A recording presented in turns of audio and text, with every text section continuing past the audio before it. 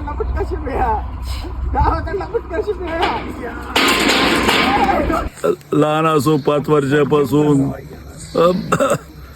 25 वर्षापर्यंत पैलवानाला माझी सांगणं आहे. तर भावांनो, हर हर महादेव. मी तुमच्या गावाकडचा शुभ्या.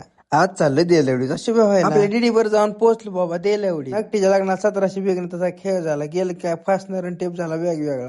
आधीच जायचं नव्हतं त्यात असला राहा. मग काय पोल्ट्री मालकाला लावलं टेप आणायला आणि आम्ही बसलो निवांत. असं निवांत बसून कसं चाललं, काहीतरी केलं पाहिजे. मग काय गावाकडच्या शुभ्याने केलं बाबा ब्लॉग काढायला सुरुवात. आपलं काय सुट्टी नाही, आपलं एकच ध्येय ब्लॉग बनवायचं, सोडायचं नाही.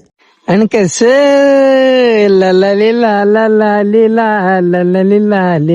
ते भावाला आज मला माझ्या हाईट कमी असल्याचं दुःख झालं. कारण का माझा काय हाईट पोहोचा नाही तर माझी काय आज नुसती चेष्टाच झाली भावांनो.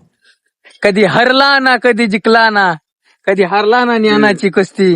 असा पहिलवान आला या मातीत उगून आमचा मनोहर मोरे.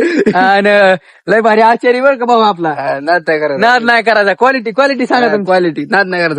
क्वालिटी क्वांटिटी एकदम एकच. भाऊचं एवढं कौतिक केलं की भाऊने आपल्याला केला बाबा खर्च. मग संध्याकाळी तालमीत गेलतो तर आपल्या हरिचंद अण्णा कलांडे आलते. भावना त्यांच्या काळात त्यांनी आपण जे ब्लॉग मध्ये तालीम बघता का तशा 3 तालमीत गावात दिली. भावना जुनी माणसं सांगतात ज्यावेळेस कुंभारगावचा इतिहास लिहिला जाईल का त्यावेळेस कुस्ती क्षेत्र असो व राजकारण असो त्यात यांचं नाव अग्रेसर घेतलं जाईल. संध्याकाळी घरी जाऊन आपला हनुमान चालीसा पठण की बुद्धिहीन तनु जान के सुमिरो पवन